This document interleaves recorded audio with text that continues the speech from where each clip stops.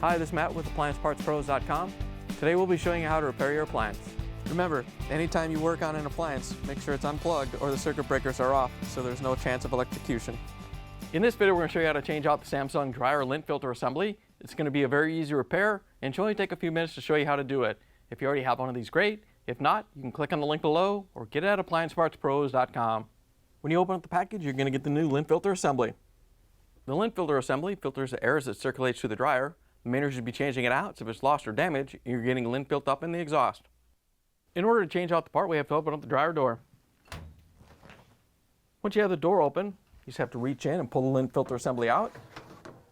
Once you have it free, you can pull it off the dryer.